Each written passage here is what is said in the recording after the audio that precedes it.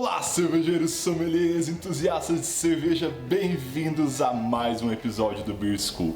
Hoje a gente vai fazer uma das coisas que é mais controversa e mais difícil de achar uma informação confiável, verdadeira ou precisa na internet, em livros, em qualquer coisa, que é o Canned Sugar. Por que isso é tão complexo? Porque Canned Sugar pode ser muita coisa, né? Uma tradução literal é doce de açúcar. Doce de açúcar pode ser qualquer coisa. E geralmente a gente associa o Canned Sugar ao caramelo. Você vai lá, pega o açúcar, esquenta o açúcar, vira um caramelo, virou Canned Sugar.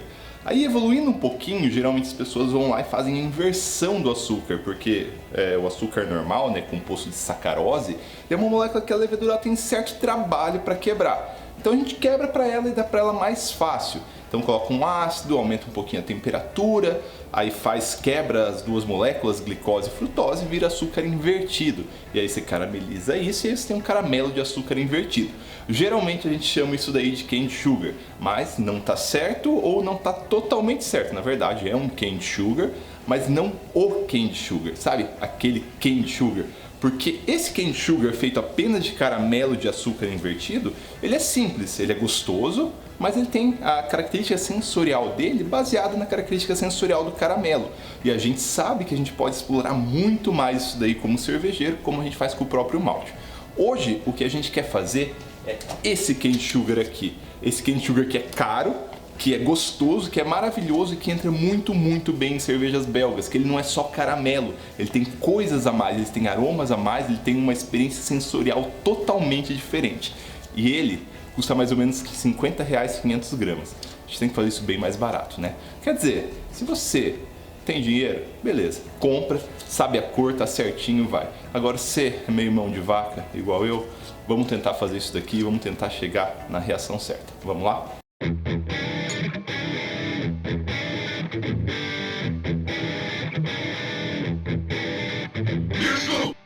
Existem basicamente duas reações de escurecimento de açúcar, uma bem conhecida, caramelização, só você pegar o açúcar, elevar a temperatura, chegando a uma determinada temperatura, vai haver algumas transformações, lá você vai ganhar cor, vai ganhar aroma. Mas nós, como cervejeiros, conhecemos muito bem a segunda reação, que é a reação de Maillard. A reação de Maillard é uma reação que não é só do açúcar, mas tem açúcar com um pouquinho, quase nada de proteína. Na verdade, para ser bem mais preciso, é a reação entre um açúcar redutor e, para ficar bem simples, a gente vai chamar açúcar redutor de açúcar simples. A sacarose não é um açúcar simples, são dois açúcares, então ela não é um açúcar redutor. Agora, se a gente quebrar a sacarose em dois, aí sim vira uma frutose, uma glicose, aí sim a gente tem dois açúcares redutores. Então é a reação entre um açúcar redutor e um pedacinho de proteína chamado aminoácido. Mas é bem pouquinha proteína, já é o suficiente, então a gente tem que ter essas duas coisas. E outra coisa, ela ocorre em temperatura alta, não tão alta quanto a caramelização ao ponto de queimar, e pH alto. Esse é o mais importante. A gente precisa de pH alto para fazer reação de Maillard. Se a gente tiver um pH baixo, por exemplo, a gente colocou limão lá e fez nossa caldinha com limão, a gente não vai ter reação de Maillard. Quer dizer, vai ter, mas vai ter muito pouquinho. E vai demorar muito a reação de escurecimento. Aqui a gente vai começar com caramelo e a gente vai ver que quando a gente subir o pH, quase que instantaneamente vai gerar cor. Isso que a gente quer. E essas cores e esses aromas associados a essas cores são muito distintos do aroma só da caramelização. É tudo que a gente precisa para uma cerveja belga 100%. Bora lá? Para fazer 1 kg é bem simples, a gente vai precisar de água, 1 kg de açúcar, e a gente vai transformar esse açúcar em açúcar simples, isso aqui é sacarose mesmo, limão como fonte de ácido. Estou usando extrato de malte como fonte de proteína, apesar de ser principalmente açúcar, tem bastante proteína. E o mais importante de tudo, talvez o mais difícil de achar, um agente alcalino. No meu caso, eu estou usando hidróxido de sódio alimentício, mas o mais comum de todos é cal virgem. Cal virgem hidratada vira hidróxido de cálcio. A preparação ela vai ser dividida em duas etapas. A gente tem duas reações principais que precisam ocorrer aqui. A primeira é a de inversão do açúcar, porque a reação é entre um açúcar redutor e um aminoácido. Se a gente jogar só sacarose, a gente não vai ter quase açúcares redutores ali, e essa reação vai ser bem pouco privilegiada. Como que a gente faz isso? A gente simplesmente pega um ácido, abaixa o pH, porque é uma reação que ocorre em pH mais baixo, e eleva a temperatura e deixa um certo tempo. Normalmente, quando a gente usa pouquinho ácido, ela demora muito. Então a gente vai deixar ali mais ou menos 40 minutos, que não é o suficiente para ver toda a conversão, mas é suficiente para ver reação, açúcar redutor suficiente para fazer a reação de Maillard. Então a gente vai pegar, colocar o açúcar, colocar um pouquinho de água, 5 gotinhas de limão e deixar ali. A gente já coloca o DME de uma vez, que não vai atrapalhar nem ajudar, já joga o DME junto, coloca ali na panela e deixa controlando a temperatura entre 125 a 135 graus por mais ou menos 40 minutos.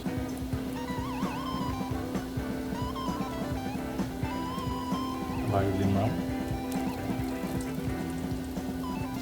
Importante não mexer muito também.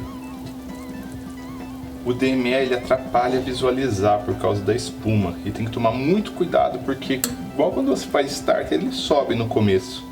Tava com a câmera desligada. Aí você abaixa o fogo, desliga o fogo e aí volta, ele está normal. Muito importante usar um termômetro para controlar a temperatura também. Então a gente está em 107 graus agora e a gente quer ficar naquela faixa, 125 a 135 graus. Como eu pus muita água, acabou demorando um pouquinho, mas está chegando no 125 agora. E quando chegar no 125 eu vou baixar muito o fogo, porque a panela ela pode passar fácil. Eu praticamente desliguei a panela e está subindo a temperatura ainda. Então tem que tomar bastante cuidado com isso. Agora a gente fica na faixa 125 a 135. Terminou a primeira fase, vem a segunda e mais perigosa. Perigoso de verdade. Você vai usar uma solução cáustica, uma solução alcalina. No meu caso estou usando hidróxido de sódio PA, mas o mais comum é usar hidróxido de cálcio, que vem lá do cal virgem. Cal virgem de construção mesmo, eu acho que as pessoas usam, porque é o que as pessoas usam para fazer doce aqui. Então vai virar hidróxido de cálcio. Vou colocar ali e a reação é quase que instantânea. Qual que é o perigo? Está 130 graus lá dentro. Se eu jogar isso aqui a 130 graus, ele vai ebulir. Então tem que ir com muito cuidado. Coloquei óculos de proteção, vou jogar aos poucos. Vamos lá.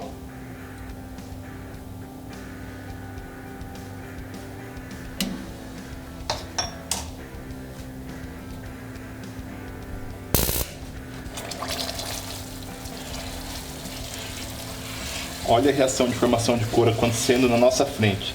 É ou não é lindo esse negócio? Olha isso. O aroma já mudou. Já temos aroma de reação de Maillard. O aroma é totalmente distinto.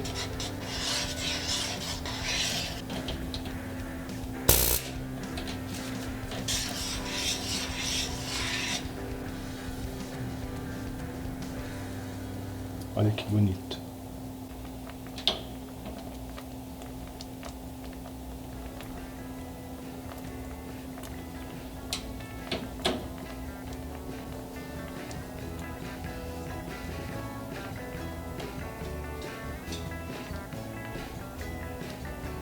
Para você provar, pega um copo com água gelada e vira dentro.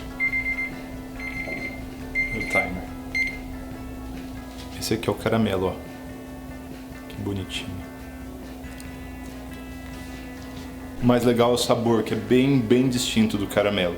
Não é bem distinto, tem caramelo aqui também, mas tem coisas a mais, é isso que a gente quer. Aí, chegou até a temperatura final que eu queria, que era 150 graus, onde não importa muito a textura, mas a cor.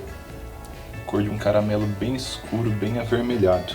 Eu já desliguei, ó, e olha como ele continua fervendo.